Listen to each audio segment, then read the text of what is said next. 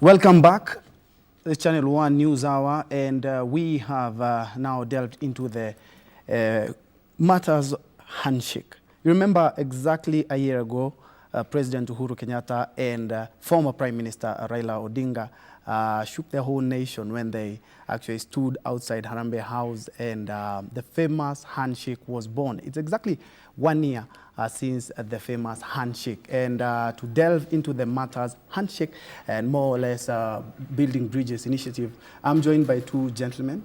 On my immediate left, we have Martin Andati. Thank you. Karibu sana. Asante. And on my extreme left, we have Mr. Job. Job Ndege. Karibu sana. Yes, thank you. Straight into the matter, 1 year down the line, what can we say about the famous handshake?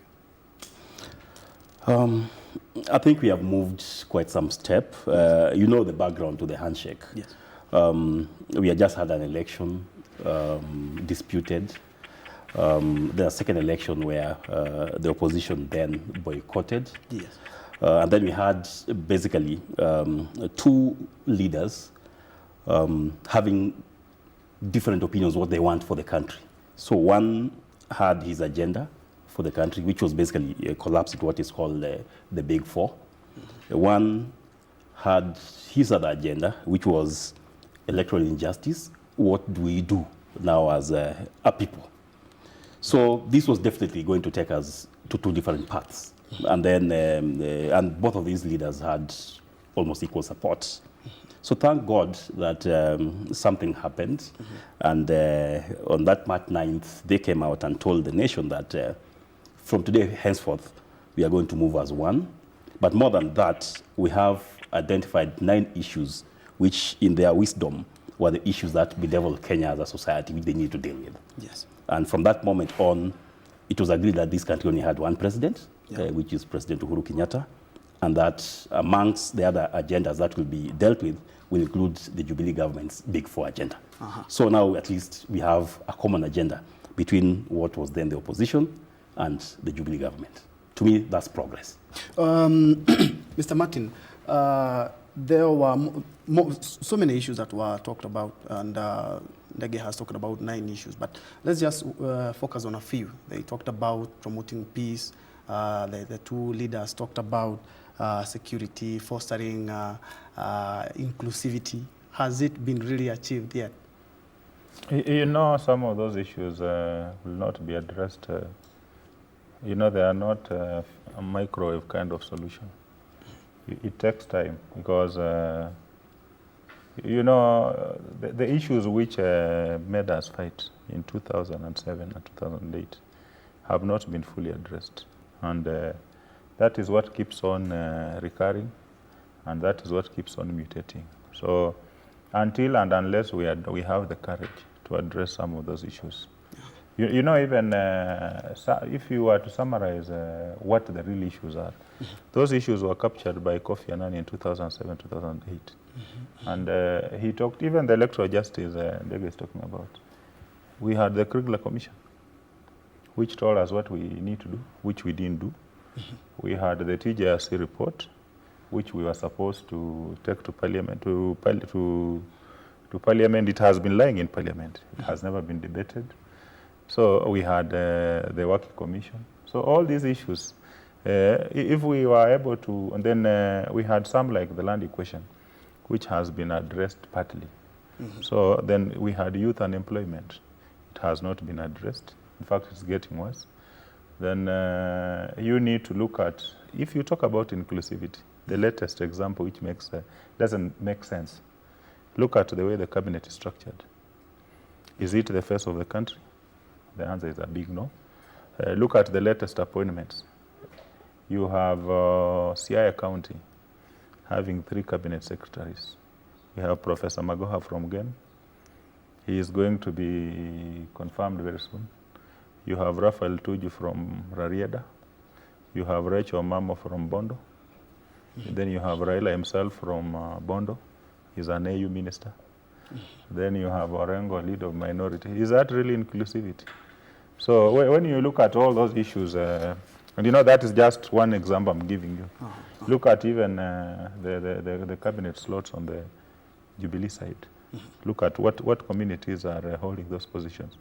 So there are still many issues. Of course, there has been quite a bit of progress in terms of fighting corruption. Okay. And we've managed to get, people have been held to court. We still have investigations. But Kenyans are yearning for convictions. But of course, the president has no say when it comes to convictions. That is the jurisdiction of the courts. Okay. So people want to see blood. And the blood will be in form of convictions of the big fish. That is when they will take the fight against corruption seriously. But we have had some progress in terms of the reforms at the DCI. Kinoti is doing a good job. We have Twalib now at ESCC. And then we have Nurdin at DPP doing a fairly good job. So there is quite some progress, I would say, which has come out of the Building Bridges initiative. Away from that, some say that the handshake also came about with the weakening or killing of the opposition, now that the two principals are singing one song. Is the opposition still around or weak, or is it dead? It is weak because largely what they were doing. But it could be a change of tact. Because when Raila was out there on the streets throwing stones and making noise at the press conference, some of the things that are being done now would not have been addressed. So in a way, it's change of tact. But in a way, the way Kenyans perceive the opposition, you will say it's been weakened. But in a pure presidential system like the one we have, you don't have opposition and government. You have the minority and majority. So you people in the media have not helped us, help Kenyans have a mental shift. Because you can't, the opposition exists in a parliamentary system. Yeah, like if we had, like in UK, you have the prime minister who leads the government, then you have the opposition.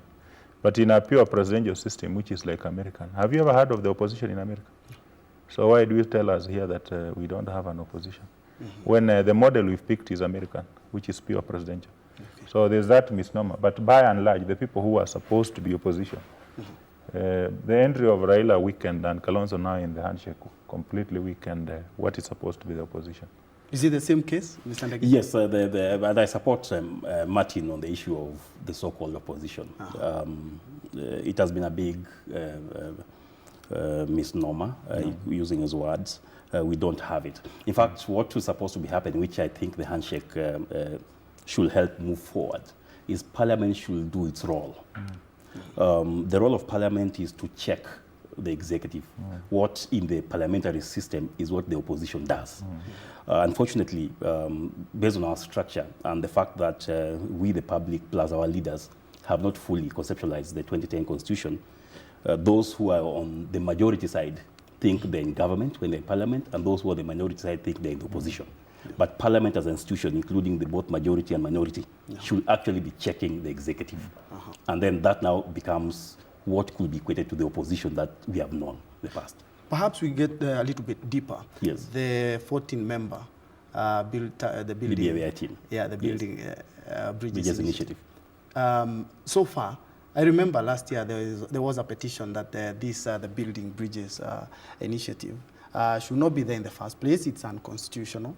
Some even talked about they don't even have a residence, and they are using the taxpayers' money. Is it the case? No, in my view, because the president really forms task forces every other time. Just the other day, he formed one for the sugar industry. And even one in the one on school title. Yes. So saying that it's unconstitutional is really missing the point. Whatever issues one could have had with that team, they could have expressed them, but not using the law or the constitution. The president of this republic can tomorrow, by law, form a task force and names and then gazettes them. Once they are gazetted and they give a terms of reference, then they get on. And now as to how far they have gone, I think they started with a bit of some missteps, two in particular. One was the issue of funding. It took quite a while for them to get funds, and that's government bureaucracy. There had to be some budgeting and that. And then the second is that they had mapped out Kenya not the way Kenyans want to be mapped out. The Kenyans have agreed that they are being mapped out now as counties or constituencies or wards. When they started, they regionalized the country. And I'm happy that they have realized that that was a mistake. And they are going to ask for more time so that they actually visit each country.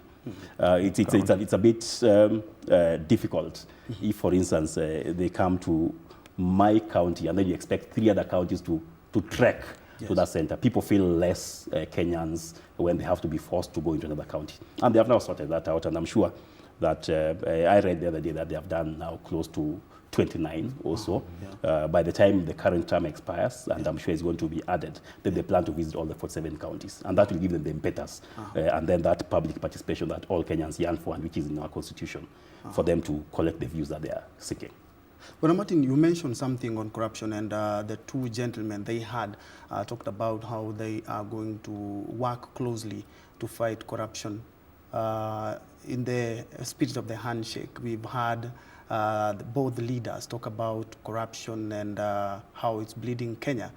And I remember in the devolution conference, some people are even commenting that this war has been politicized. Sometimes people saying that it's someone from our community, some talking about the spirit of handshake. Where are we on the war on corruption in regards to the 2 gentlemen? The guilty are afraid they run when nobody is chasing them. Because you've seen the people who've been held to court. Yes. They don't necessarily come from the same community, from one community. Because when you saw pipeline, there's even a guy from my village who was there. He doesn't come from Rift Valley. The top guy, Sang, could have been from Rift Valley. But he was not the only one who was charged. And the rest of the places, you've seen Kidero was held to court. He is from Raila's community. We have Waithaka Mwangi, who was governor, the one who was replaced by Kimemia. He is from the president's community. You've had Lilian Omolo, she's from Mount Kenya. So is she from Rift Valley? So I think those who are saying that it's targeting one community and it's being politicized, they don't know what they're talking about. We even had Ojamong from Busia. He's also from ODM. We've had, so you can't say that it is political, because it's political in what aspect? Yeah, you know, if people have stolen, they don't steal for communities. Yes, and if there is some mischief you've committed, then you must be ready to carry the cross. So what surprises me is our brothers from the Kalenjin community are largely the only ones who are making noise that their community is being targeted. I don't know why. Then they keep on saying that this is fighting William Ruto. But William Ruto has not been charged. And you know, you cannot just wake up and charge William Ruto if there's no evidence. So I don't see the nexus between William Ruto. They keep on talking about William Ruto, then 2022, and then their community. Which doesn't make any sense, because William Ruto has not been charged in any court. He has not even recorded any statement. He has not even been summoned, both to the EACC and the DCA. So why would the hangers and the cronies around him be complaining that it's political and about 2022? Because you know, you cannot steal Kenya's money and hide in this rubbish called 2022. Yeah, because it's like they had some silent understanding that let us loot, and then we will use this 2022 narrative that so that we are not held to account. But you know, taxpayers' money, even if it takes 10 years, even if it takes 20 years, it will always catch up with it, because we have the Auditor General's reports. Okay. And with time, those issues will always come up. The people who stole from Goldenberg and Anglo Leasing, some of them are still struggling in court as we are talking now. Okay. And some of those offenses were committed 10, 20, 30 years, 15 years ago. So those who have stolen, irrespective of your political affiliation, irrespective of your community, irrespective of the party you belong to, you must be ready to carry the cross. Gentlemen, as we wind up, a minute each, I remember there are so many talks of having to change the system of government. Do you think it's palatable? I think we have tried the presidential system, Yes. culture running, and we have seen that based on our psyche, based on the values that we have as Kenyans and the leaders that we have, it's not working for us. Yes. In the sense that we still have that issue where when we go for an election as 2 or 3 parties and we win an election, the winning party thinks they have won for those people who voted for them. Yes. That's not what our constitution says.